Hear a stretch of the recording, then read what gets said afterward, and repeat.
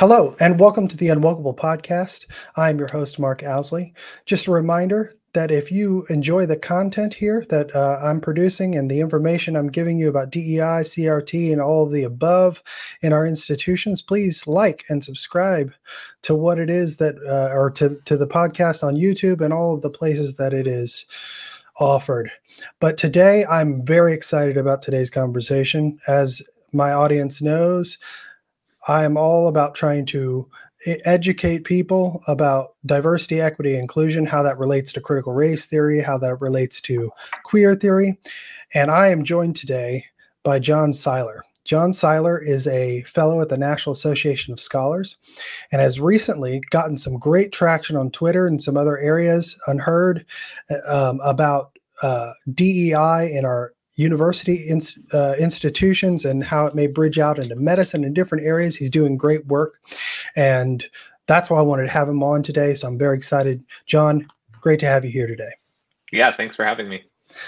Well, let's dive right in. So recently you got you put out a few tweets and an article on Unheard that really got some great traction about diversity, equity, and inclusion and how that is affecting our universities specifically, and what aspects of that are affecting the university. So first, just give my audience a insight into who you are, how you got into this, and why you think it's important. Yeah, so I have a background in education. I, after graduating college, worked as a teacher for a few years. I went back to graduate school to kind of study the philosophy of education and considered actually going into academia. I did not go into academia, but instead taught for a few more years and eventually wound up at the organization I work for now, the National Association of Scholars, which is, an organization that looks at different threats to higher education that could be the kind of erosion of the traditional liberal arts, or that could be, in many cases, the threat of foreign influence. We've done a lot of work there. And so my role was initially to look at the way that civics, civics and civic education is carried out in both universities actually and K-12 too. And so one way that I began looking deeply into diversity, equity, and inclusion policies was that I found that there are these really remarkable cases of schools that had completely rewritten the way they teach civics, and actually I would say they kind of rewrote their entire curricula on as a direct result of the work of DEI consultants. For a variety of reasons, those schools were primarily, but of course, as you know, not exclusively private schools. This is a big problem at private schools, in part because they have a lot of money to spend, and so you can create a kind of an extremely lucrative cottage industry of people who serving people who want to train their kids to speak the way that Ivy League graduates speak. And DEI officers and DEI consultants are especially good at this. And so I started writing about that, but then I realized, as many have, that this is really something that's not at all restricted to just one kind of institution. And so I started branching out. I started looking at medical schools, and I found that medical education is just saturated with a really, really aggressive DEI bureaucracy. And I think that my work over pretty much the past year has done a lot to, at least in my mind, demonstrate that the reach of these DEI policies and some of the biggest ways that they constitute a threat to just sound higher education.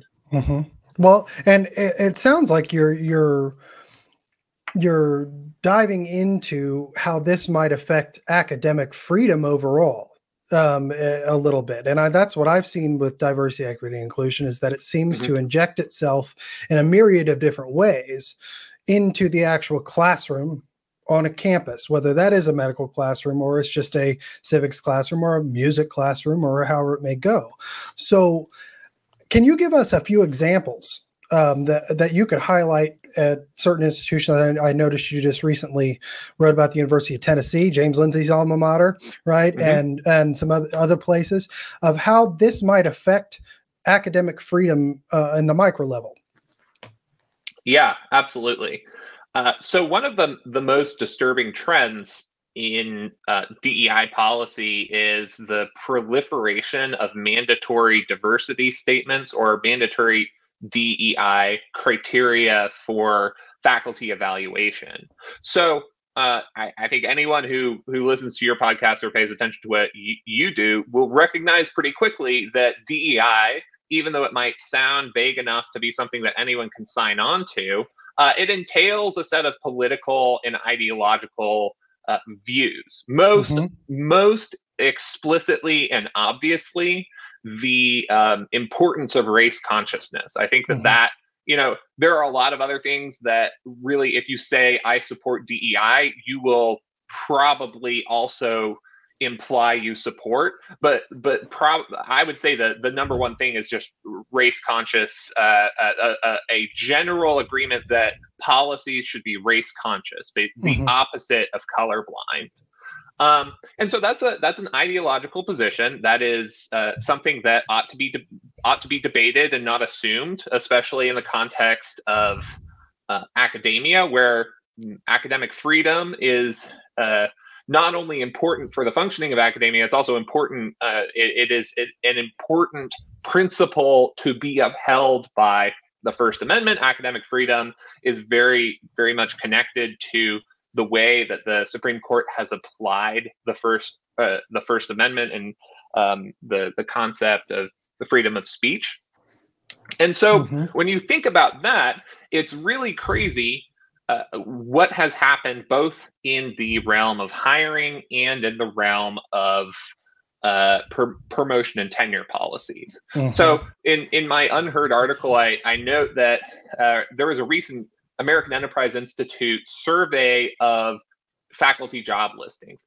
19% of those faculty job listings required candidates to submit a diversity statement. And now these diversity statements, usually when the listing says that you have to submit one, it says, talk about your contribution to diversity, equity, and inclusion and how you intend to contribute to diversity, equity, and inclusion at X, Y, and Z institution.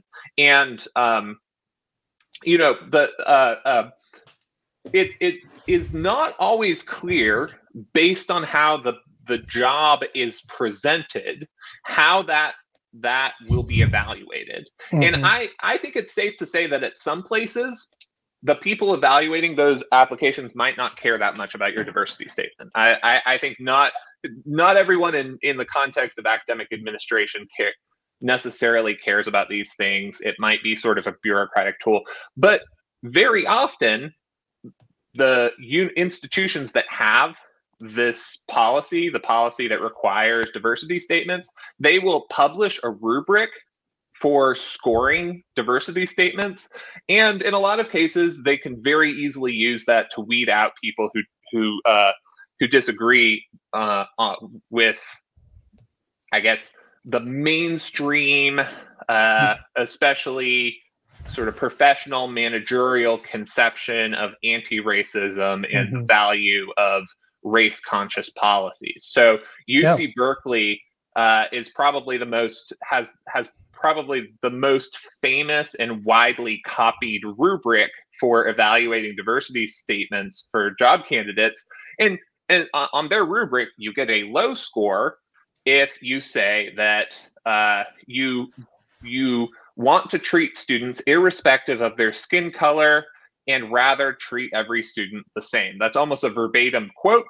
And if somebody submits then a statement that quotes Martin Luther King Jr.'s I have a dream speech, they very well could get a disqualifying score on their diversity statements. And so this constitutes like a major problem for academic freedom, because it basically is a political or ideological litmus test. That's exactly right. That's exactly right. And I will say this: I think that as you get into the hiring process as somebody who's trying to get into academia or a majority of the places I've applied to have this diversity statement requirement. And what you find out is you may walk into it thinking, okay, this is a pro forma thing. This has been happening for a long time.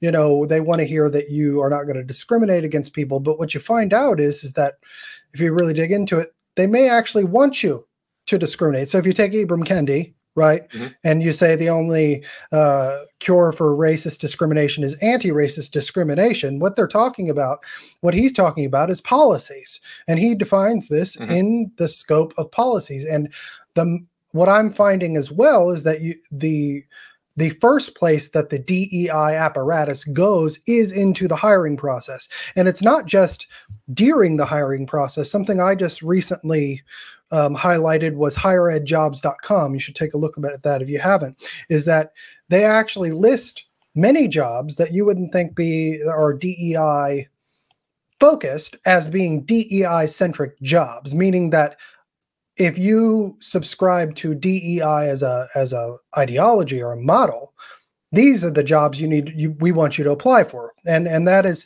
almost a preemptive discrimination, because it says that if you don't agree with the way that our institution views DEI as, race conscious and focusing on that outward identity aspect in your work as a scholar, then you need not apply, right? But the work that you're doing is really laying out, and what I really appreciate is laying out the kind of data, or the data of showing that this is affecting people who actually try to enter that hiring process. And I want to talk about a little bit about the moral mandate, because it seems you mentioned that if someone were to quote Dr. Martin Luther King's "I Have a Dream" speech, right? It seemed that was always kind of a moral mandate that it was actually put into law, right? A hiring process that you don't discriminate based on race, color, sex, identity.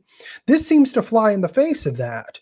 And it appears to be a moral mandate that operates outside of any academic rubric at times. Okay. So I want to just parse that a little bit, because you mentioned the rubric.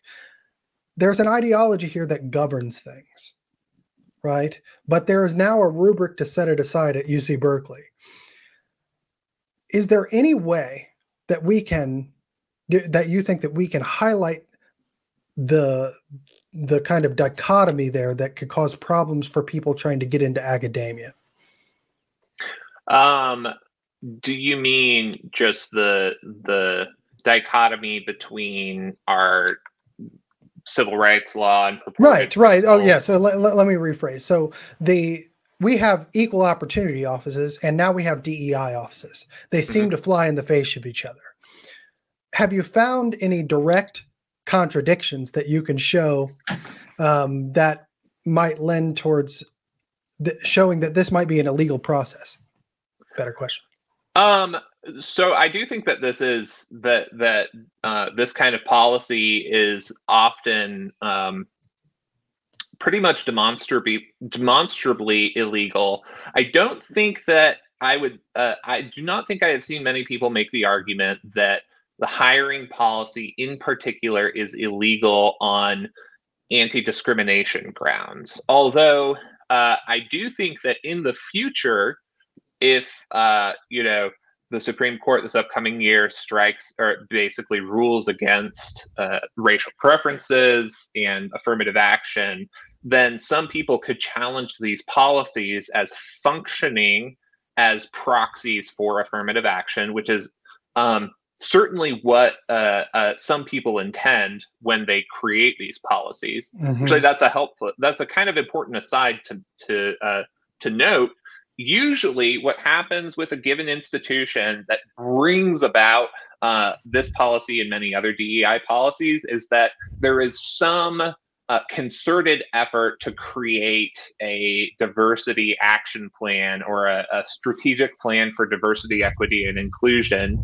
And the stated impetus for that is to increase the hiring of underrepresented faculty.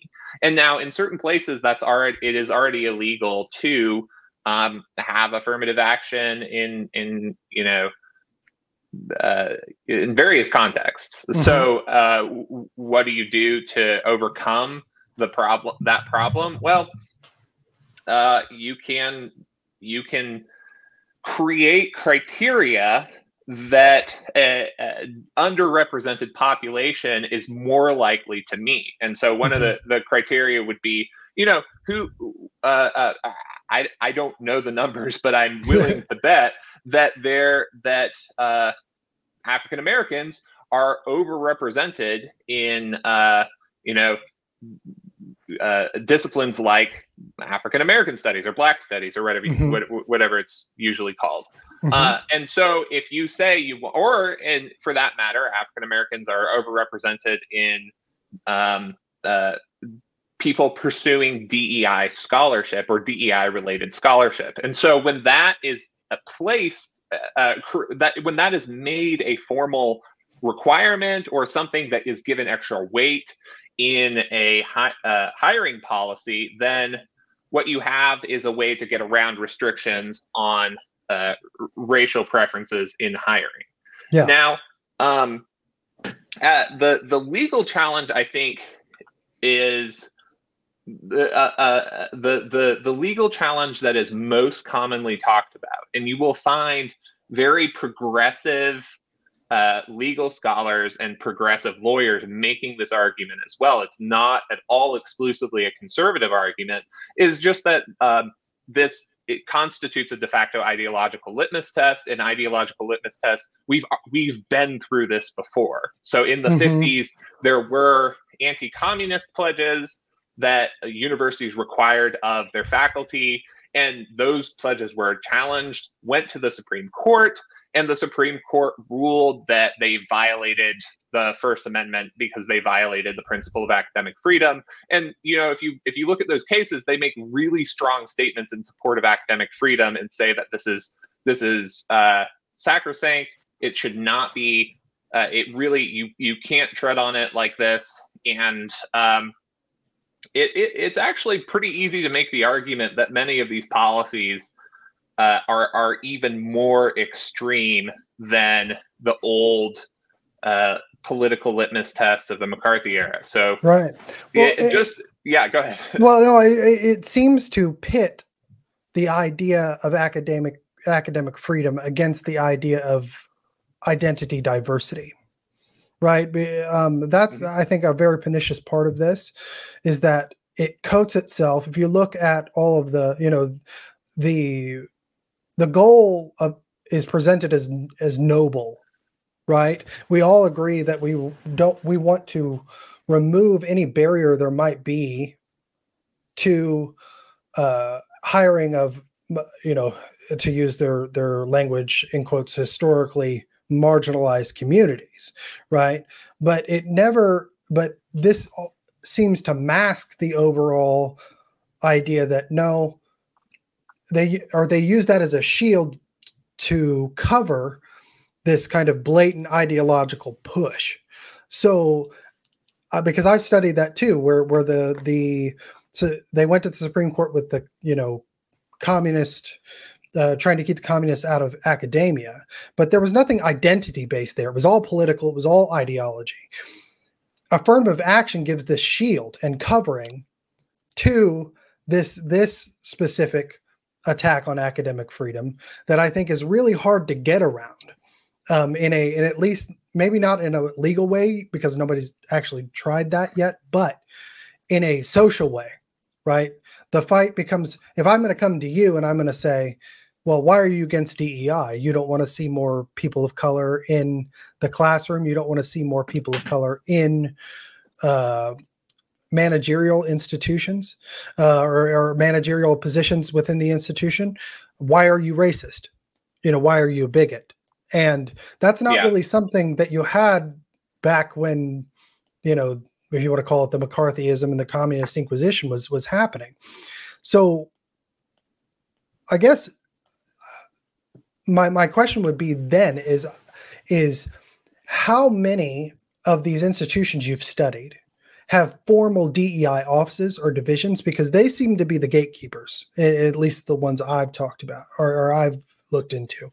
How many of, whether it's UC Berkeley or it's University of Tennessee, do they have, are you seeing offices of DEI that are involved in the hiring process? Or is it more just dispersed committees within the hiring of individual professors? At virtually every institution of higher education has some sort of office of diversity, equity, and inclusion, or sometimes it's called inclusive excellence. Mm-hmm. Sometimes those offices seem pretty benign, but in other places it's more pronounced. And I would say that an element of this that drives a lot of the expansion of the DEI bureaucracy and DEI policies at universities is just the existence of a bureaucracy that in addition to caring about whatever substantive goals it might have, will also almost by law or by kind of the law of bureaucratic nature, mm-hmm. they will be self-perpetuating, which is another reason why you get more and more arduous, far-reaching, expansive DEI policies. So if somebody comes in, or if a university hires a chief diversity officer and a number of lower level diversity officers, they have to do something. Mm-hmm. And if you address all of the obvious areas of potential discrimination that people would normally think of, you have to get creative, especially if you want to expand your bureaucracy. So even just from a kind of an incentives only perspective, where even if we're only looking at kind of institutional incentives, the incentive is there for these bureaucracies to grow, which I think is one reason why you get kind of an ever ratcheting series of DEI plans at universities. It seems to expand almost like osmosis or mitosis, right? It splits and splits and splits. That's what I've noticed, is that you start with the office and that breeds down, or that stems down into having committees, that are devoted to this. And then those committees, you find that the office is requiring them to be in each college. And then that mm-hmm. will kind of branch up sometimes. And then you'll have a DEI dean in each office, mm-hmm. and that's one part that I think that needs to be highlighted, is that what other academic apparatus will have a committee in every college, or you know what I mean? Like, I don't know of any other. You may have a finance person in every office or a finance committee, but that's usually housed within the administrators, the director of whatever college it is, or the dean. But what I'm seeing, and this is in Oklahoma, okay, so one of the reddest states in the country, right, is mm-hmm. that the College of Education has a DEI dean. This is a new position, as well as a DEI committee. And each subset of the college has a committee made up of students and professors. And it seems that their only job, when you look at their descriptions, is to walk around and make sure that this ideology is being promoted. Maybe not from the student level. It's like, okay, what's on the walls? Right. And we're making sure this stuff is on the walls. But from the administrative level, that's where it really gets into the hiring process. So it's this snowball that runs downhill, and it gets bigger and bigger and bigger. And so what are some of the incentives? You mentioned incentives beyond just the, okay, apparatus that is being feeding this or feeding off of this money wise. You'll hire consultants. What are some of the other incentives within academia that is pushing this along from yeah. Okay. So I think it'd be good to use a specific institution as an example. So let me talk a little bit about the UNC Chapel Hill and specifically the UNC School of Medicine. This is one of the first medical schools I looked at very closely, and I found that in 2020, surprise, they convened what was called then the Task Force for Integrating Social Justice into the Curriculum. And that task force, created a report, and the report was initially received very well by the university administration. Basically, they made a list of, I think, 42 recommendations. These recommendations were really, really far-reaching for any institution, not forget that it's a medical school and nobody expects this kind of thing at medical schools unless they've been, really digging into what's been happening in medicine.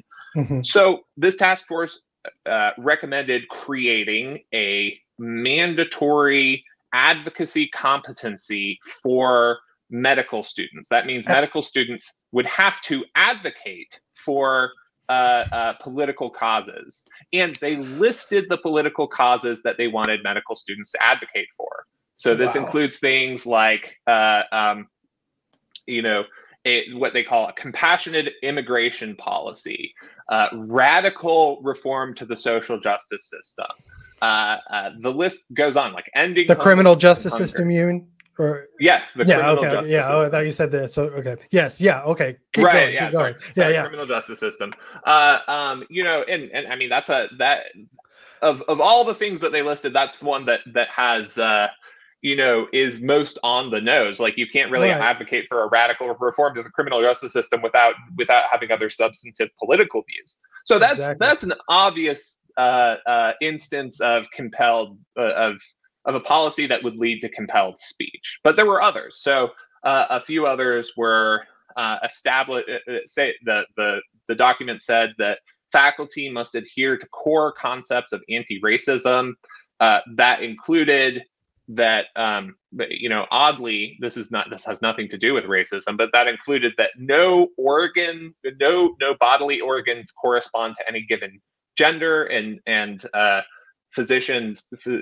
teaching physicians should take care to explain the difference between sex and gender. It included that physicians should always be ready to explain the reason for disparities and not just say that there are underlying disparities. And so that, again, is an instance of a pretty obvious violation of academic freedom, and a barrier. And a barrier, right? That's the other part that I was mentioning earlier. This is, if you go in and you want to apply for this medical school, right? So it's preemptive discrimination. If you want to apply there and you see that all this is happening, and you as an aspiring physician or somebody that wants to work for that institution as a teaching doctor or whatever it may be, right? Is if you say, okay, wait a minute, I subscribe maybe to the more traditional view that your organs have something to do with your sex and your gender, then I need not apply. And this is very dangerous for the medical school, for the medical apparatus. I mean, you say what you want about gender studies and all the social sciences, it's your job in that area to kind of wax esoteric about whatever you want to talk about. But this is hard science, right? Yeah. And but keep going. What else have you seen in that med school that would cause you concern?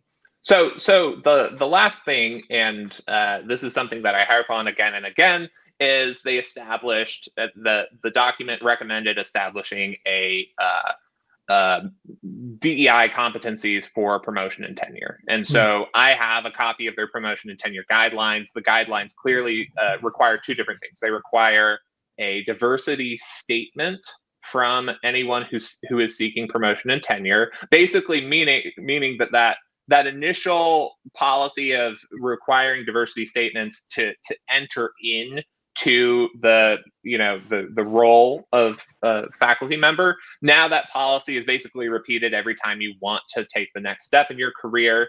And it also requires you to list on your CV all of your contributions to diversity, equity, and inclusion. And it includes a list of examples. Those examples include basically, faculty member prepares social justice lectures. Faculty prepares DEI related research. Faculty participates in DEI training and incorporates that material into their teaching. So this policy is the kind of policy that FIRE, Foundation for Individual Rights and Expression, now it is, rather than Rights and Education, that changed their name. That's the kind of policy that even they will call out. FIRE is not a partisan organization. Sometimes they will hesitate to call out certain things, but they have no problem saying that this kind of policy is a political litmus test and should be ended.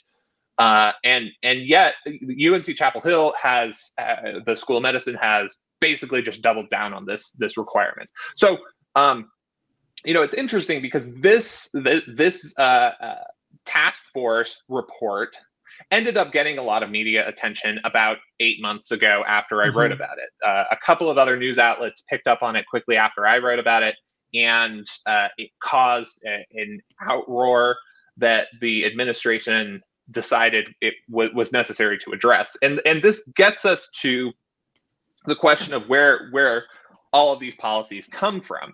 Because what the administrator, the dean of the medical school said, first of all, the dean of the medical school kind of said, these policies, this reaction is hyperbolic. People who are criticizing these policies don't really understand what's going on. They tried to downplay the severity of the policies while leaving almost all of them in place. They did the dean did say in his public remarks in response to the pushback, he said, we're going to take a look at these policies, and maybe not all of them are ones that we actually want to adopt. We're going to reconsider them. The only one that they just outright rejected was that advocacy competency. That's one that I think they were pushed on the most, and they basically said, yeah, we're going to drop this one, maybe as a kind of a way to deflect from some of the attention that they were getting. But in that public statement, one of the really interesting points, or really interesting things that the dean of the medical school said, is that many of these recommendations came to them through the or were recommendations made to their committee by what's called the Liaison Committee for Medical Education, which is the accrediting body for medical schools. Yes. And so if you look into this, the Liaison Committee for Medical Education is a body that is co-sponsored by two organizations, the American Medical Organization and the Association of American Medical Colleges. And if you look at those organizations, basically, especially since 2020, but also for a long time before that, they have increasingly amped up their advocacy for highly ideologically inflected anti-racism programming. I'm sure you've probably read their equitable language guide, which is just a breathtaking document. Yeah. They more recently have produced a set of diversity, equity, and inclusion, or the AAMC has produced a set of diversity, equity, and inclusion competencies that are designed for medical educators, and it really it takes all the watchwords of identity politics and inserts those words and those concepts into like a formal set of standards for medical educators, clearly stating an ideological position. But anyway, it turns out that the LCME, that body that's sponsored by the AMA and the AAMC, the LCME has been eliciting more and more stringent DEI policies from medical schools, for the last 3 or 4 years. They've had a diversity requirement. Basically, this is a requirement to for like the diversity of personnel. They have had a diversity requirement since actually 2008 or 2009. I can't remember which one, but they've had it for more than 10 years. But that increasingly, if you look at medical schools that report on their accreditation process, and that typically happens, medical schools will release updates on the way in which they're meeting these different accreditation criteria. When you look at what they are doing to meet the criteria that the LCME has set forth for faculty diversity, increasingly that's not just we have worked to recruit underrepresented faculty who are underrepresented in medicine, but increasingly that has just been, we have established an anti-racism curriculum for in our for all medical students. Or I think it's crazy. Well, but I think it's important to note here that, and you hit on this a little bit earlier, is that this is not something to be done in addition to, but it's something to be done, it's embedded in, right? And that's something I've heard diversity, DEI trainers or directors talk about. And this is not something to do in addition to your work. You have to braid it into your work. So, and I think that's a tactic here of saying, look, one, it's a tactic of making sure that you have the right, quote, people in there, right? The people who agree with this. And it's a tactic of making it difficult to remove, and when you're talking about in a medical context, that gets increasingly more dangerous. I mean, it just gets more dangerous because it can lead to an ideological shift in the way you actually do the science. Would you agree? Yeah, absolutely. Well, and I just wanted to ask you about the consistency across. So you're talking about a medical school right now, and then you've done some work at UC Berkeley and looked at them. You've looked at University of Tennessee. Are you noticing consistency in this method across these institutions, even though they may be in some cases separated by, a continent? Are you noticing consistency? Because I think that's an important thing we need to highlight. Yeah. So, I mean, there are a couple of reasons why you see that. You see very similar policies being produced at widely different institutions, and there are a couple of reasons for that. So one is that diversity officers, that is its own kind of professional group. There, if you're a diversity officer and you want to advance in your career, you can try to just advance up the ladder at the institution that you started at, but very often, like any other industry, the way to get a promotion is to jump ship and go to a different institution. And so you'll see that a lot of the diversity officers that start at one place will go to another place, and they'll bring their ideas with them. And moreover, this is a very self-conscious group of professionals, and they will exchange ideas. They have conferences. They have a professional organization, and it's worth noting that the professional organization, the biggest professional organization of diversity officers, it's called the National Association of Diversity Officers in Higher Education. They have released both a set of principles for chief diversity officers, and they have created what's called a framework for anti-racism, something like anti-racism programming in higher education. And that's basically its own list of recommendations for how to advance DEI, the DEI bureaucracy, and particular DEI policies throughout higher ed. And if you look at it, it includes a lot of the stuff that you see at individual institutions. So You're right. I just released this report on the University of Tennessee, and at the University of Tennessee, what they did was the administration asked each unit or school to produce their own diversity action plan. So what do those people do? Well, they do something very, each school, with some variation from school to school, did what you would see at almost any other university that has created a diversity strategic plan. So they include creating, if they don't already have them, a diversity statement requirement for admissions, a diversity evaluation for promotion and tenure, a lot of diversity programming through curricular changes, curriculum audits, very specific versions of anti-bias, so-called anti-bias training. Probably the policy that has received the most attention, and rightly so, is that the School of Engineering has according to their diversity action plan, they have required a specific. They've required their students to take an anti-bias training, go through an anti-bias training, and then write a 2-page essay assessing their own biases. And this kind of thing, it becomes Orwellian. But to your original point, yes, it's absolutely consistent throughout different institutions in higher education. And to go back to kind of the question that you had a little bit earlier, you asked about like what is the origin of this kind of thing. I think the example of UNC really drives home the fact that one of the origins is top down. So you have basically accrediting bodies that create stringent DEI requirements, or that create some kind of DEI requirement.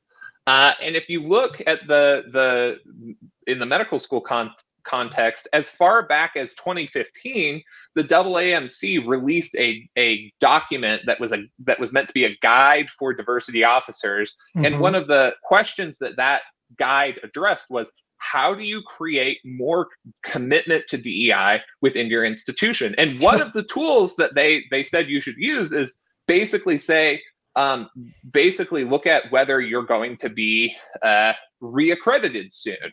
And they implied very directly that reaccreditation is a great opportunity for basically inserting more DEI policies by using this outside influence to create them. And I think that's a big element that can't be overstated, that just top-down influence has a huge effect. Well, and accreditation in general. And this is where you find consistency across the board, from higher ed to maybe K through 12, and specifically when you're talking about NAIS and private schools. Having worked in that, private schools in many ways, other than the direct public funding, except for maybe in the issue of school choice, but they operate much like a university, right? You have a board of regents, or you have a board, and then you have a head of school or a president, and then it's all accountable only to itself. And the only accountability they then do have are the accreditation bodies like NAIS, and what's important to note here is that all of those accreditation bodies make their money by saying, hey, if you come with us and we offer you our stamp of approval, you're more likely to get your students into an Ivy League college. Well, what do Ivy League colleges push now? Is this whole DEI apparatus. So it becomes this kind of circular incentive, right? Or this stacked incentive towards this direction. And I think you're hitting on, what might end up being the core of the problem, or the core of getting this out, which is who are these accreditation bodies? That they're private companies for all intents and purposes, right? They're private companies that accredit public institutions. And so you see this kind of mixture of public-private partnership, which can get very dangerous, right? Go ahead. And I'll note that I have now looked at the LCME, which accredits medical schools, the ACGME, which accredits residency programs, the accrediting body for public health programs, the accrediting body for social work programs, the accrediting body for schools of journalism, the accrediting body for schools of engineering. All of them have some sort of diversity requirement, and those are increasingly, often these places have ways to there is a subjective element to accreditation standards. It's ultimately evaluated by individuals. So if there are individuals in those organizations that want to flex their muscles and impose more far-reaching policies, they typically have the ability to do so. And if there is just to point this out and make a small point, if there is a administrator within that group that is running it, sees an incentive in other aspects, whether it's fundraising or it's usually is connected to fundraising in what I've seen, that they will give these persons that you're talking about maybe more of an outsized voice in this process, to inject their kind of moralistic ideology into the issue. Because the more of the moral, if you're talking about, we can go back and talk about ESG or go above, right? Environmental social governance, right? The social aspect of it is, well, we could get financial incentives for our institution by raising the level and appearance of this from the outside world looking in. Would you agree with that?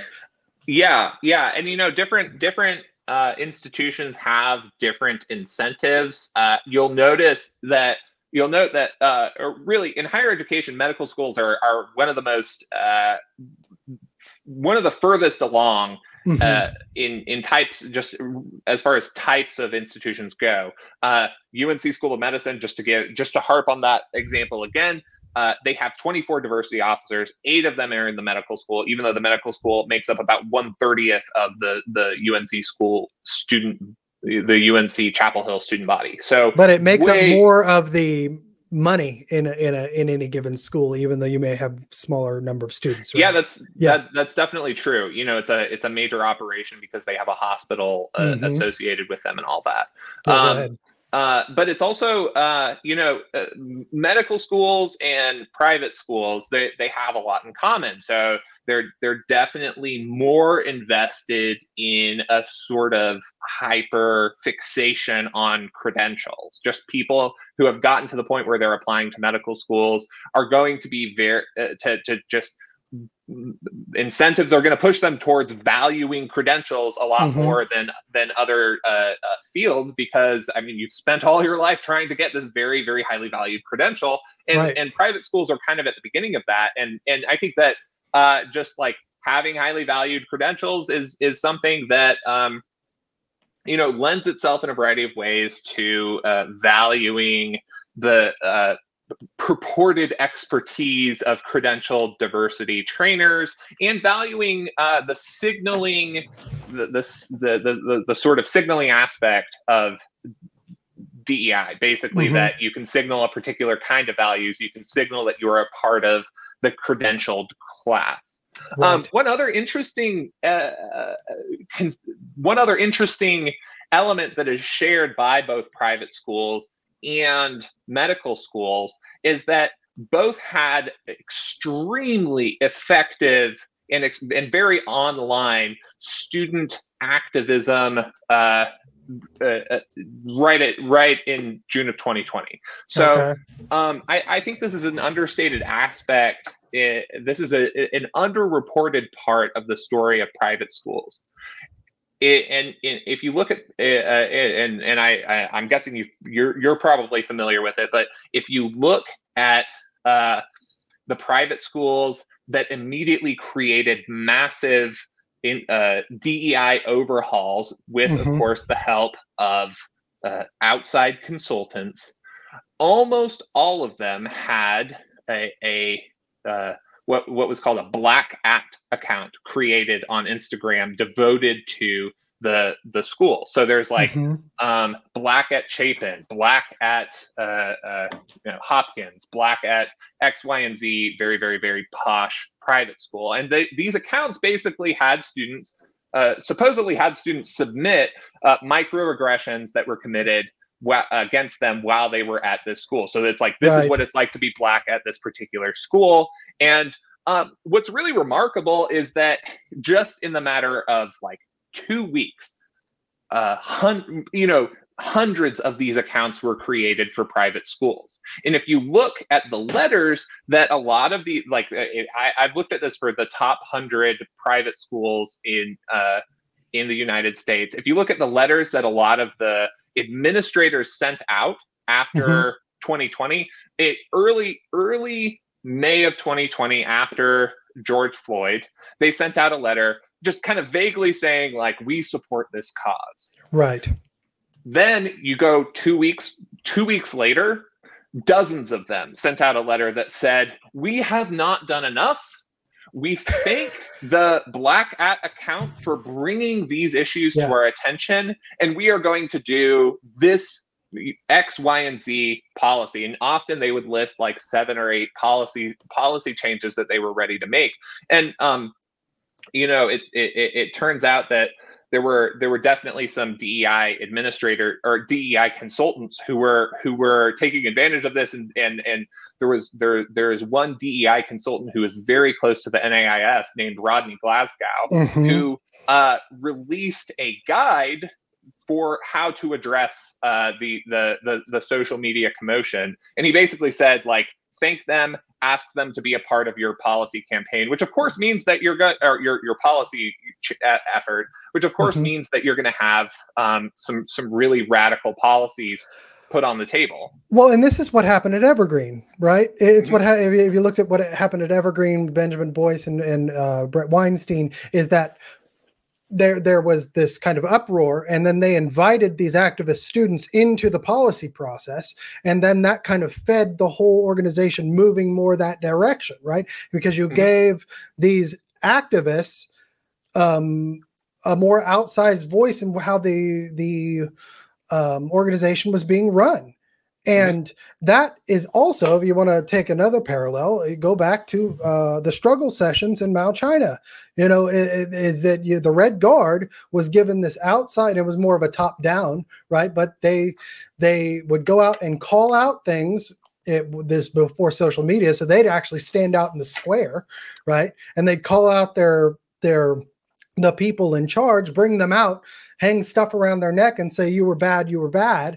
And that ended up either one later on, causing actual death in many cases of those people. But earlier it was, okay, no, we're just going to grab this student Red Guard and we're going to implant them into the institution just to save ourselves. And that seems a bit, especially when you come to private schools, which again, the university is a quasi-public private school, like, right? And so they everything is, if you talk about marketing and market, right, they have to look good to continue to make the money, right? And that's what it comes down to. And so the students, it seems like they just used what you're describing, is they used Instagram as this way to, or other accounts to say, to inject themselves into the actual apparatus and the policymaking that's going to inform the way they move henceforward. Is that correct? Yes. That's pretty much exactly what happened, and it led to some of the craziest DEI school policies that you can imagine. Other people have reported on this more than I have, but it's really a total, transformation of the curriculum, total transformation of housing policies. A lot of these schools increased their DEI budget by $500,000, and they're of course able to do that because they're flushed with cash. Right. And so it's really a sight to behold. What's fascinating is that you see the exact same thing in medicine. So there's a student chapter organization called White Coats for Black Lives. About a year and a half ago, no, maybe actually just a year ago, they released a vision and value statement, which just belies their complete radicalism. So the document says, our goal is to, it includes prison abolition. It includes police abolition. We're here. Do you want to, if you want to send it to me in the private chat, I can throw it up if you want to have people look at it. If it's something let's do that. Let's do that because because I think this is worth seeing. And it might take me a second, but go ahead and keep, you can keep describing it. I'll get it up there. Yeah, so maybe I can describe their influence, and then we can read Yeah. what their policy, their Hmm. official policy is. So That sounds the great. at right around the same time as based at the exact same time as the whole Black At saga was going on at private schools, White Coats for Black Lives was organizing rallies throughout the country at medical schools. So a lot of medical school professors were involved in this as well, but it was primarily student run. And they would release open letters to their medical school saying that you have failed in all of these different ways, and making all of these different policy demands. Ultimately, they were wildly successful. So at medical schools all across the country, UC Davis, Columbia University's medical school, University of Michigan's medical school, and you know, to go back once again to my favorite example, UNC Chapel Hill's School of Medicine. All of them, one of the purported reasons for their massive DEI overhauls was this student organization and their student activism. And some of them even invited students from White Coats for Black Lives to be a part of creating their new diversity and inclusion plan. So that includes Columbia University's School of Medicine. They essentially invited these student activists to come and develop their DEI plan. That DEI plan actually includes incorporating the AAMC's DEI competencies into their curriculum. So, you know, you can see how the top-down pressure and the bottom-up pressure kind of coalesce and create these policy reforms. Right. But you know, maybe we should just read that second paragraph, or at least part of it. Okay. Go ahead. You go ahead. Yeah. Can you see it?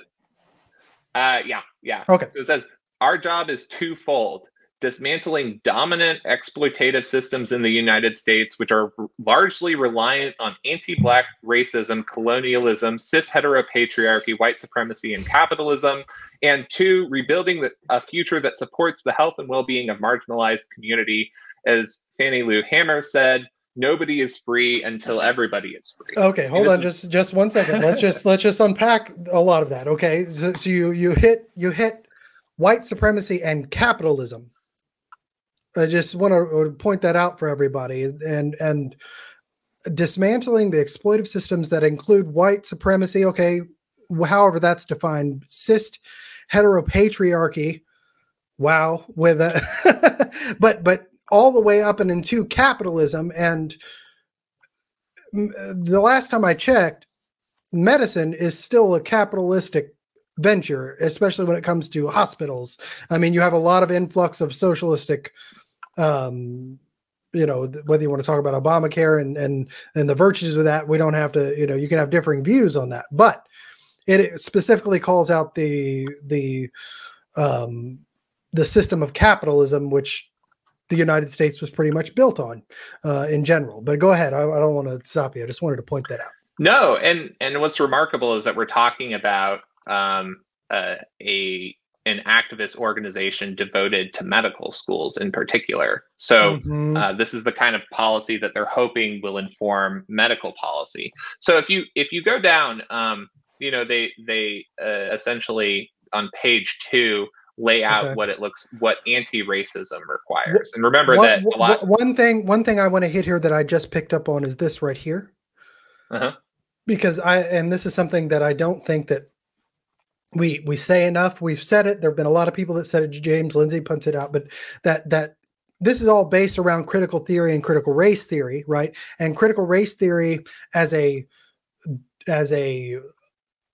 ideology, but as an academic pursuit, has two parts. It has the ideology, but it also has what's called the praxis, or it's putting it into praxis. And I just want to read this line. We are constantly learning as individuals and as an organization, and we recognize that our work and praxis will continue to evolve, meaning that all of the things up here describe what is a critical theory or a social justice critical theory based mode of ideology. Here is where they're saying we need to constantly be putting this into praxis.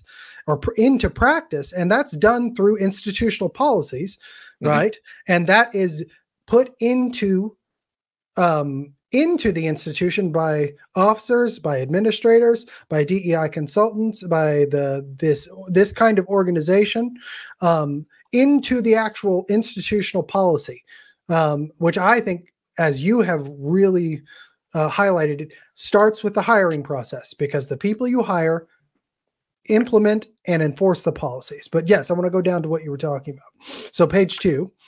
Yeah, and so some of this directly connects back to what you were saying. I'll just read it. It gives you a really good impression of what they're calling for at medical schools. Anti-racism requires intentionally dismantling anti-Black racism, white supremacy, capitalism, imperialism, colonialism, and cis heteropatriarchy. It also requires dismantling fat phobia. Medical school. Yeah, is worth pausing for a second and thinking about in what context you're reading this. This is in the context of a group that is petitioning medical schools to radically change their policies. And that's, something that I'm keeping an eye on. I have not seen too many institutions embrace the sort of social justice inflected fat liberation movement as it is referred to by its adherents. But if that happened, that would be one obvious effect, obvious negative effect of this sort of policy overreach. And I suspect at some point it very well could, because that's a big thing that they emphasize. Well, and they don't tend to back off; they always tend to double down. Right. That's another part of this, that they don't, even though something may seem outwardly contradictory to an organization, in this case, medical schools and fat phobia, it's pretty much, it is accepted science. It is proven science that being overweight is bad for your health. And so if you destigmatize being overweight, that will affect people's lives in a negative way. Yeah. And just to make that very clear. Go ahead. It then says self-education, including Black queer feminist praxis, theory and practice. To go back to the comment that you just made, unlearning toxic medical knowledge and relearning medical care that centers the needs of Black people and communities, centering those most marginalized communities, the redistribution of power and resources, including reparations. Right. Well, and this goes into, if you listen to James Lindsay, if you don't, you need to. Almost all my audience, I'm sure, does. But this goes into the direct correlation between, first of all, they've attacked capitalism, right? And if we want to talk about what anti-capitalism is, it's usually a form of Marxism or a communistic mindset, right? And what they're saying here is that you need to redistribute wealth, or redistribute resources, right, and power based upon these specific identity intersections, right, within your institution. Is that what they're saying? Yeah, it's not entirely clear. I guess all of the implications aren't entirely clear. You just get a strong underlying sense that that a belief in capitalism is something that is outside the bounds of acceptable opinion within the medical field, because that's what this is addressing. Correct. Yeah. Okay. Yeah. And so, I in observing DEI programming that actually gets put out there, I don't find people emphasizing this point that much. And I think one of the reasons that people don't emphasize this point that much is that, there's a way in which DEI is very convenient for people in public or in profit-making enterprises. In fact, it can kind of distract from the fact that they are profit-making enterprises at all. And some people read a lot into this and basically say that it functions as a kind of ideology so that you can continue in your practice that is unpopular amongst progressives at maybe a at a philosophical level. But if your profit making enterprise has really, really aggressive DEI policies, then you can say not almost, you can say in blatant contradiction to what you are actually doing that you are against capitalism. So in the case of I guess a lot of university medical schools are technically nonprofit organizations, but functionally they work through. Well, they make money.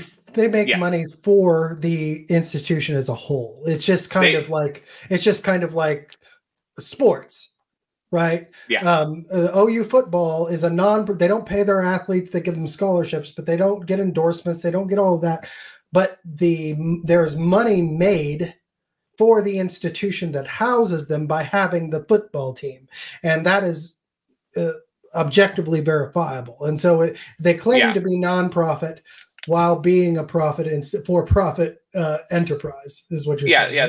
They function through the mechanisms of the market, or they function with the mechanisms of the market. That's right. Which makes this an extra humorous document. Really, it's really quite funny to see them condemning capitalism on one hand and implicitly embracing it and not really having a problem with it in a lot of other instances. And to make a point there, I think that there's always that dichotomy, and they feed off of that contradiction, right? It's a thesis, antithesis, synthesis, right? Is that they want to be able, and this is a contradiction I think you also see a consistency across the board, whether it's school, medical school, private institution, is that they're against capitalism for the wrong groups of people or for the wrong ideological perspective. They're completely for it, right, when it comes to their own perspective, because they know that money equals power.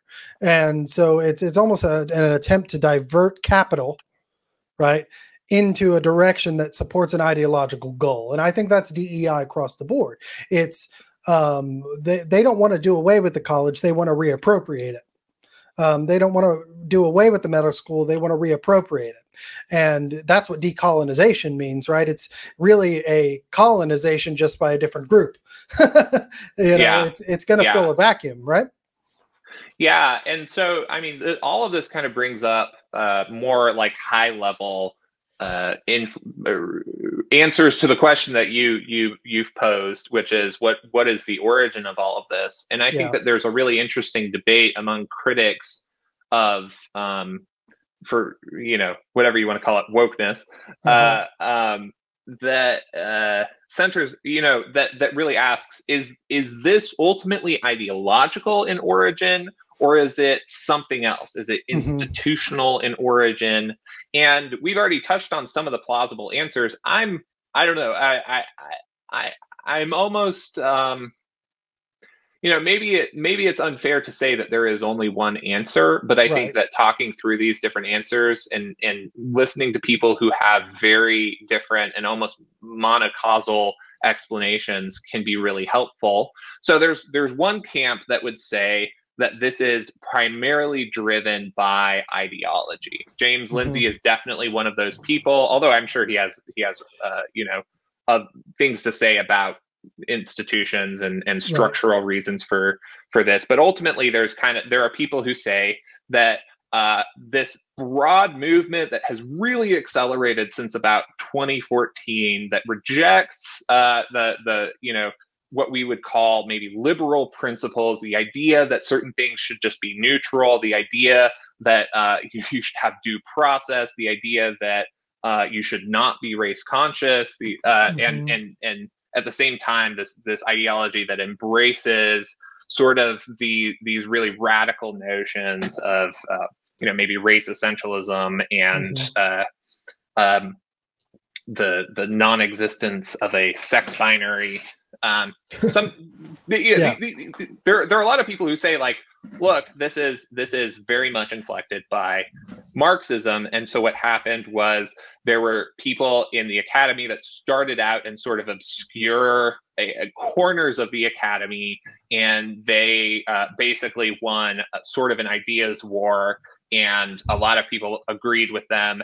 and so it sort of flourished in about 2014 when more and more people got on board with this sort of postmodern Marxism. Right. Another person who makes this argument is the writer Carl Trueman, who argues a little bit differently than some analysts of wokeness, who would basically say that it is a largely therapeutic culture that has created where the most fundamental thing about you is your deeply held inward sense of self, and any imposition on that deeply felt inward sense of self is a radical affront to your freedom. Right. And as such, institutions should actually, institutions that impose from outside particular forms on the individual, those are inherently oppressive and should be demolished. And rather, institutions ought to exist to affirm your particular identity. That's what Truman says. And that's extremely persuasive when you look at something like the way we approach gender and the way we teach about, or the way a lot of elite American institutions teach about gender. So, right. I mean, that's one really interesting argument that people make. Go ahead. I have more to say on this, but go ahead. No, I just want to make I think where I lie on this, and I think that where James Lindsay has moved, and I think a lot of people are moving, is that I think Carl Trueman was right at the outset. You know what I mean? But I think that when you look at the advent and the pervasiveness of the ESG kind of incentive process, that it started as a virtuous, moralistic kind of apparatus, but it got grabbed, as many things like this do, by a corporate or a monetary money-making industry.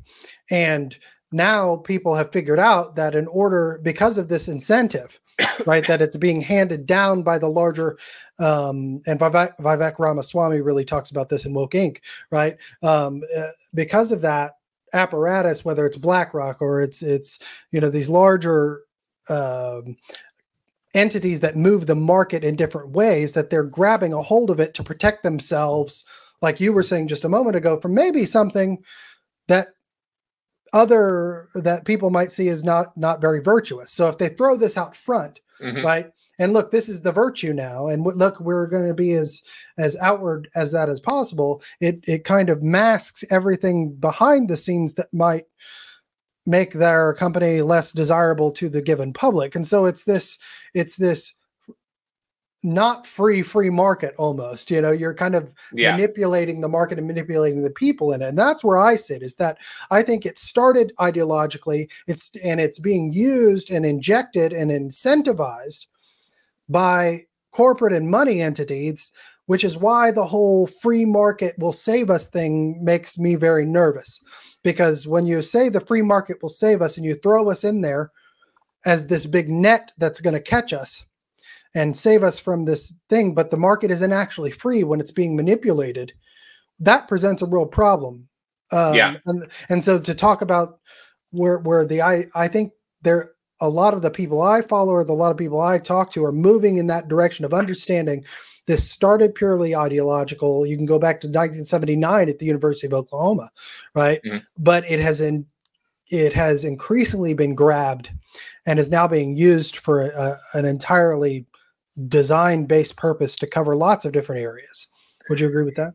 Yeah. So, I find it pretty persuasive when you say, when you make the argument that it is being used by different entities as basically a kind of mask. So it is what a good Marxist would call an ideology. So an ideology is sort of a justification. You don't for a Marxist, you don't assess an ideology by like arguing with it. You say that ideology is sort of the superstructure that is almost a byproduct of this more fundamental material basis. And in this case, I think there is something to that, where a lot of people have the basic incentive to say that they're doing something virtuous, And so they come up with this idea that the real source of injustice and oppression is based on infringements of individual identity. And if that's the case, that's very convenient for people who want to justify all sorts of activity that has nothing to do with those things. And that you know, you can run any kind of corporation you want and continue, and you know, run it with sort of unfettered capitalistic impunity if you buy into the ESG DEI paradigm. And so that I would say is kind of an in-between position, because there's sort of an institutional element to it, because there are institutional incentives to adopt it, but there's also a kind of interesting ideological basis. Some people, one other theory that I think is worth considering is the theory put forward by Christopher Caldwell, Richard Hanania, and an NAS board member, Gail Harriet. They basically all make the argument that in fact, civil rights law has a lot to do with the incentives that created a bureaucracy that became self-sustaining. So Gail Harriet, I think, makes this argument most persuasively, basically saying that in the 1990s, the Civil Rights Act was changed in such a way that it allowed for people to file lawsuits for harassment, and harassment, you know, they didn't just have to prove that they lost wages. It was a lot easier to file that kind of lawsuit. And what happened was that, you know, the definition of harassment expanded, the concept of microaggression, which already existed prior to then, becomes something that's sort of like a legal requirement to talk about. If you want to avoid a harassment lawsuit as a business, or by extension as a university, you better have someone telling people what not to do. And if you know, as you might have seen on Twitter recently, if asking where someone is from is harassment, then you better make sure that you have people on top of this and that you're covering yourself.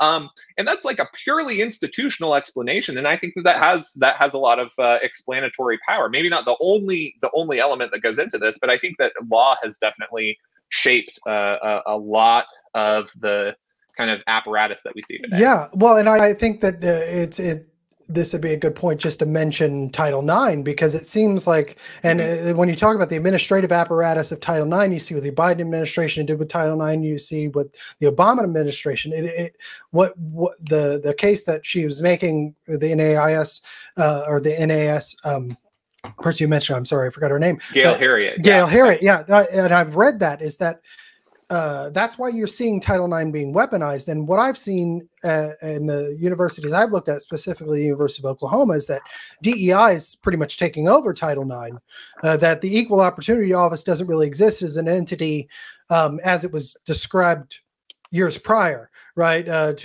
is being shifted ideologically to align with this administrative push from the top down to weaponize those changes in the civil rights era. And that's what I've tried to highlight too, is that there's law and then there's the people, but between that is the policy, right? And that's where the administrative bureaucracy lives. And that's why I call DEI a division of ideological enforcement, right? And I think that that's what the DIE, right? But they are there to enforce a specific mode of operation through policy. And I think this in between evaluation that I laid out just a minute ago is it copies what how they describe themselves, their theory and their praxis, and their practice.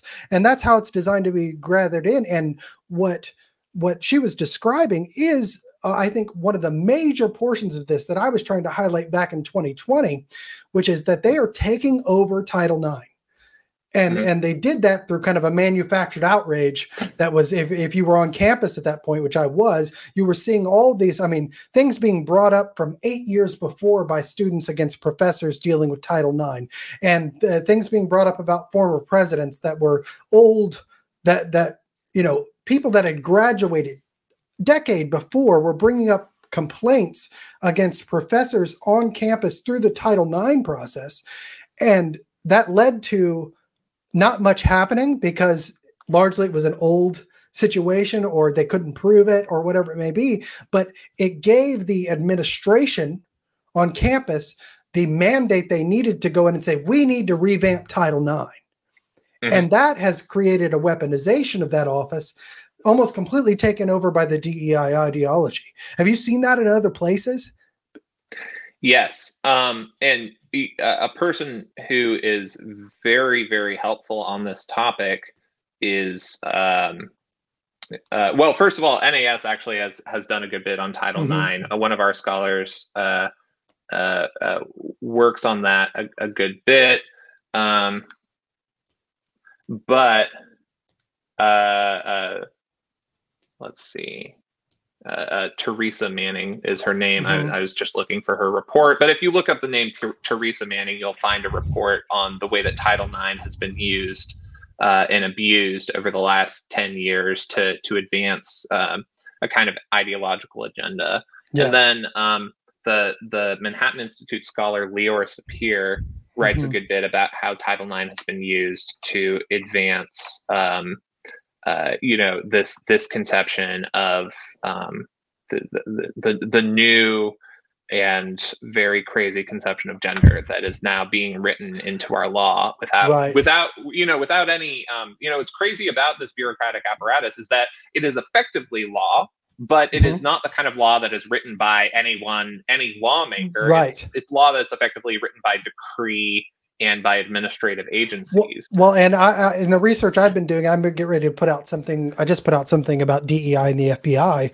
I'm now working on a piece about DEI and the IRS. And there's, if you go back to when President Obama or President Trump kind of banned critical race theory or that kind of apparatus within the government, you had officials working for the IRS at that point. So they're effectively, executive branch employees speaking out against it, saying that the advantage of Obama's executive order, which was signed in 2011, right, which implanted D and I, they didn't have the E yet, but they got there later on, into the federal government. What they said the advantage was that they didn't have to go through the legislative apparatus, that this affects law and policy and practice without ever having to go through the popular government.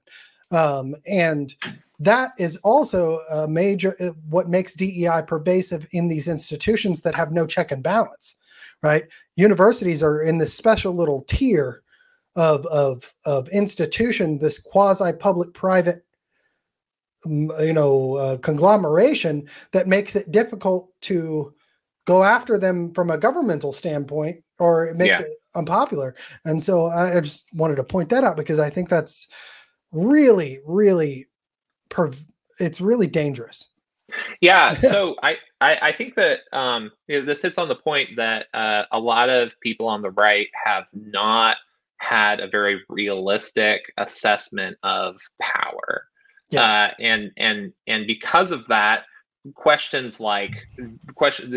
issues of personnel just are things that have totally evaded conservatives and the conservative conversation until this became an unavoidable issue. So when you analyze something like a massive bureaucracy being created in order to enforce something that is almost inherently becomes ideological, purportedly you could call it non-ideological, but most of the people who say that DEI is non-ideological, they'll say like, no, it's just common sense that you shouldn't be colorblind. It's not ideological. It's, it's just humane or something silly like that.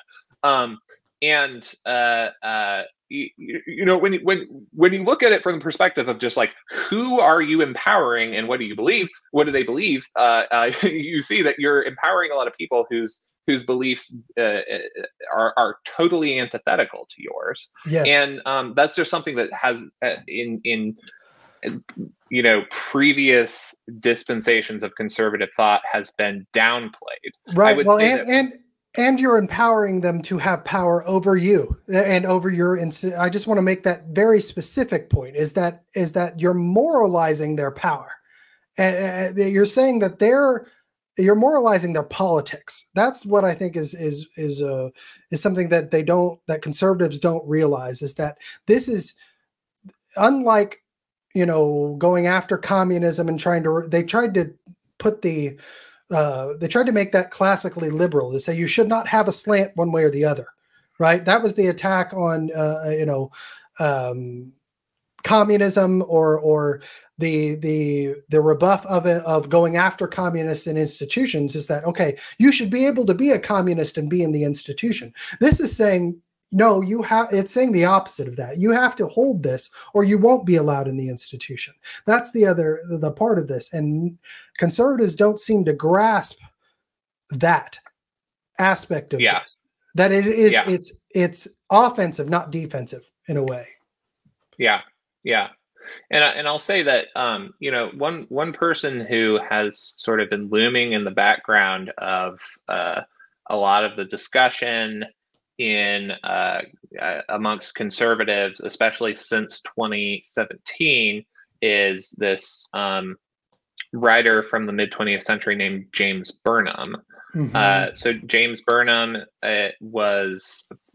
started out as a friend of Trotsky and a professor of philosophy at NYU, and he basically broke with Trotsky and spent a lot of time analyzing kind of the structure of what he called managerial society. So he basically said that our society is no longer appropriately called capitalist. It should instead be called managerial, because the people who are really in charge are not the capitalists, but rather the people, the managers. So those are the ones, in a strict Marxist sense, the people in charge are the ones who control the instruments of production. And he agrees with that. And he says that if you look at who actually controls the instruments of production and who therefore kind of control the direction of society, it is the people, the managers. And he had a different understanding of how power works than a lot of people who are informed. I would definitely say a lot of people who are informed by kind of the classical liberal understanding of that you get from a more thoroughly like pro-capitalist writer like Hayek or Milton Friedman. And so and that's a whole other conversation. It is, yeah. But the way in which managerialism is totally informs this movement. But the DEI, and I think Vivek Ramaswamy hit that same aspect as Burnham, right? He was talking about the rise of the managerial class and this whole kind of, you can call it the swamp, you can call it whatever, but that's where DEI sits. It sits directly in the inflection point of that apparatus, understanding that no matter what laws you pass, they're only as good as what is enforced. And so if they have control, and the reason why I brought up consistency or across institutions is because, or earlier, is I want people to understand, and I think you are doing an amazing job of highlighting the specific points of understanding that this is suturing together the public and the private in a way that is all moving the same direction by the same ideological points, right? And I did a graphic. It was a kind of a Venn diagram to understand that DEI really is it's the membrane that holds all of this together across institutions. Because if you have the same ideology and then combine that with the same mode of policies, the practical aspect of it across public and private institutions, that's fascism, right? It is. And like the real kind, not the and I think that was the effort over the last 5 years, was to kind of 5, 10, 8 years to redefine what fascism was, so that when you saw this apparatus kind of being sutured together under this joint wave of ideology and practice, that you wouldn't be able to recognize it. And then you cover that with a nice sheen of, moral virtue through identity, then it's very difficult to penetrate that and expose it and then even more difficult to get rid of it. And it makes it politically dangerous to try to go after it. Right. Yeah. Yeah. And what's really interesting is that there is a there is, again, kind of an ideology that is that unites people, or that rather I would say that DEI is a good catch-all phrase for the ideology that unites managers in both the public and the private realm across a managerial society. So Right. the political scientist Daryl Paul wrote a really fascinating essay for Quillette in 2018 titled "Diversity: A Managerial Ideology," where he breaks down the fact that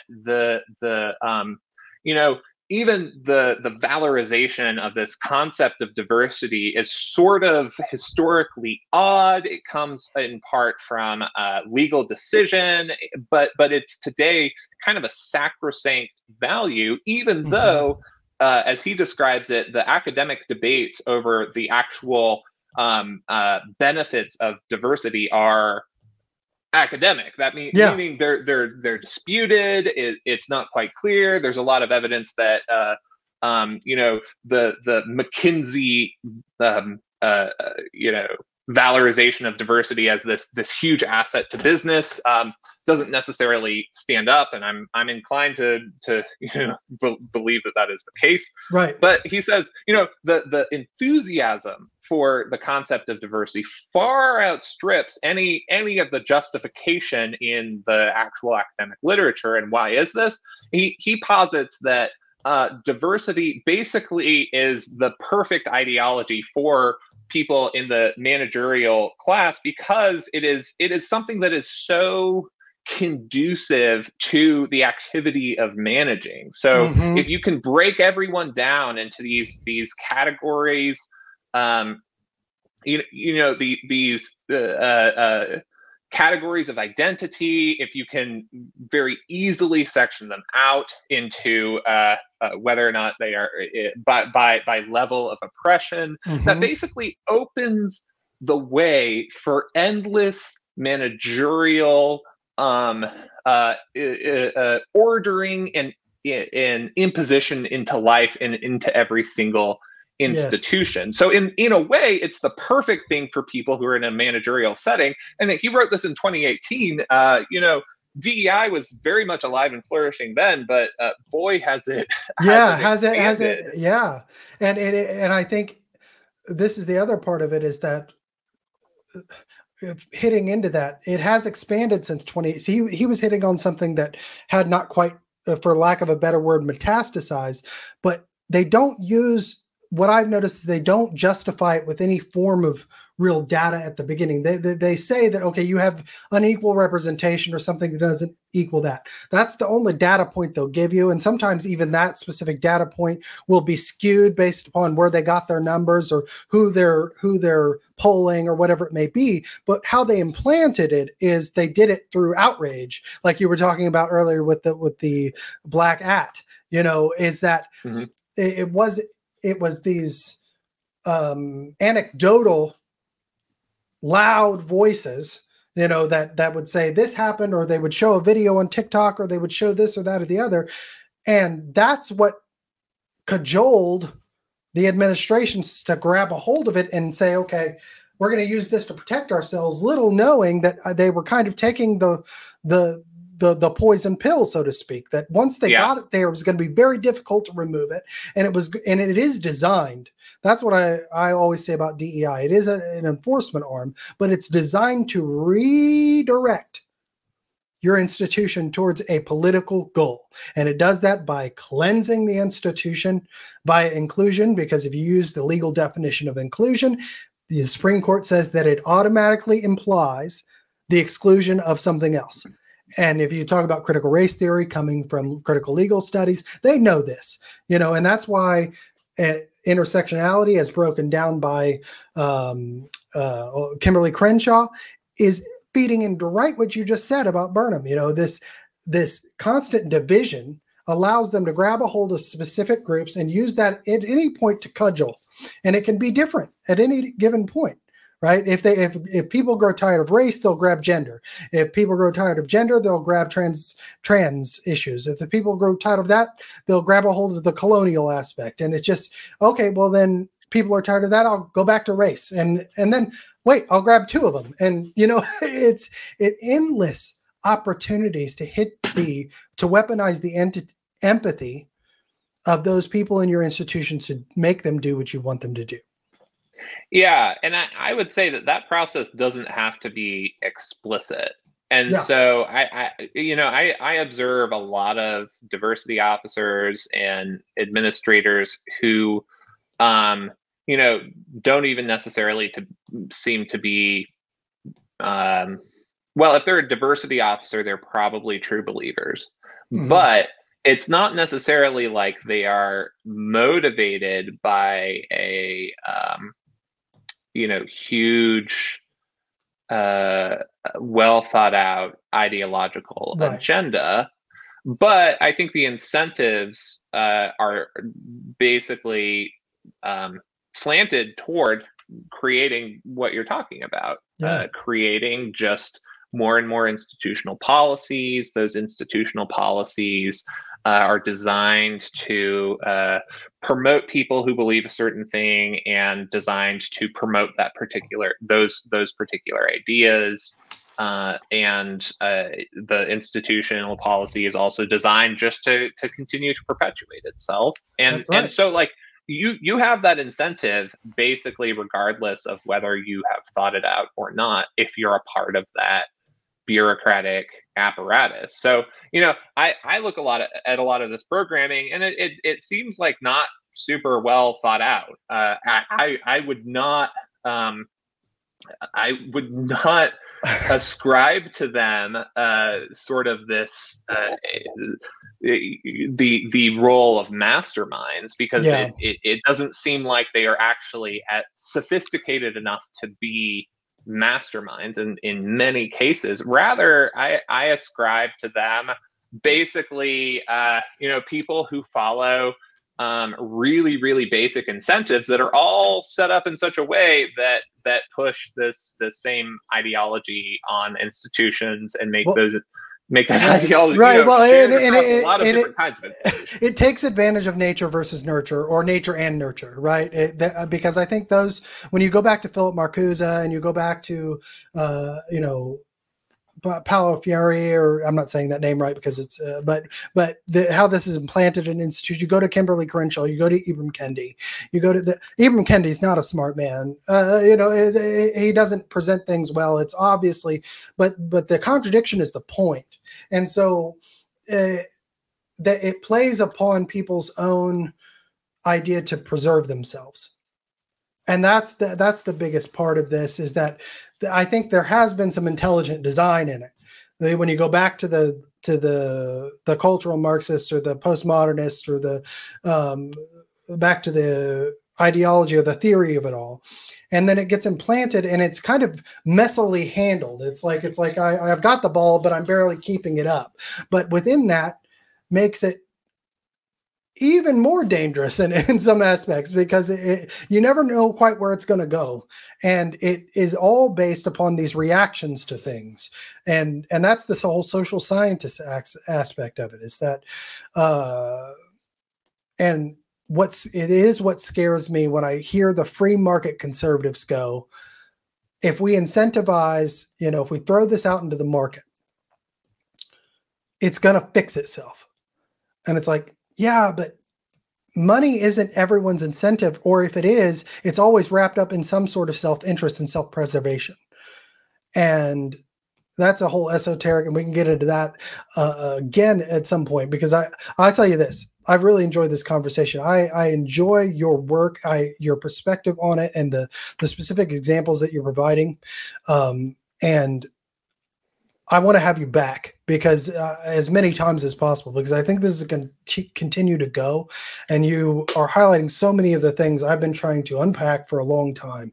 But I don't want to keep you any longer than is appropriate for listeners, but also for your time. So please promise me you're going to come back. But I want to make sure everybody knows where to find you now. And I know we didn't really button this up, and I want to give you the last word, but I want to make sure everybody knows where to find you. Where can they find you on social media? Where can they go to read your stuff? Yeah, so I write at a variety of places, often just at the National Association of Scholars website. So if you go to nas.org, you'll see a good bit of my work. And I'm pretty active on Twitter. And if you want to just keep up with my work, that's probably the best way to get the full picture. So what's your handle on Twitter? My handle is at John D. Seiler, Sailer. Okay. So yeah, I would definitely appreciate if people came and checked out what I have to say on Twitter. And yeah, well, again, this was a super fun conversation. So we've only scratched the surface. I'm sure we will have a lot more to talk about on many other occasions. Yes, I hope you do come back. And I didn't mean to cut you off. I've got another appointment I have to go to, but it's because honestly, I could sit here and talk to you for another 2 or 3 hours, and I think we would unpack a lot of different things. But yes, if you are following me, follow him. So whether it's on Twitter or YouTube or whatever, follow John. He's doing great work, and he's doing the kind of nitty gritty aspects of things that we need to keep diving into and then expand out, so we can maybe actually do something about remedying this situation. Because if we don't, I think we're in trouble. And DEI is the enforcement arm. It is. I think the heart of this matter. You may have the incentives coming from ESG. You may have the ideology rooted in critical race theory and critical theory, but this is the action arm. And if we don't deal with the action arm and understand that it is, I think we're going to have our problems. I'm going to give you the last word. Anything else you want to say about it? Yeah. I mean, how do you close a discussion like this? Yeah. It's really worth reading these documents in full. So I'd recommend people, just like we took a look at the White Coats for Black Lives vision document, when you run across this stuff and when you're trying to get a grip on it, just read closely, read the documents. If you look at my work, a lot of it comes from just finding institutional policies and reading closely and recognizing what's going on. And if you do that, you see some really remarkable stuff. I think most disturbingly, this newly emerging policy of creating litmus tests for academic hiring, promotion, and tenure. And I mean, we can leave on a note about what to do next. Any state legislature that wants to, and any university trustee who wants to, could in one fell swoop say that's not allowed. Say, yes, we will not have political litmus tests for hiring. We will not let you require DEI statements. It's probably going to happen in the courts at some point anyway. But I think that this is just such easy pickings for anybody who cares about this policy stuff. So I think they need to make this a part of their policy agenda, and I hope that happens. If I hope it does too. State legislature is listening to this, do something. Do something, because the law can only interpret what you put into law, and so that's the other aspect. Thank you so much for saying that. I think it's the perfect way to end this. I'm going to have you back whether you want to be back or not, and I really appreciate your work. Everybody follow John, and thanks for being here. Cool. Thank you so much. Yeah.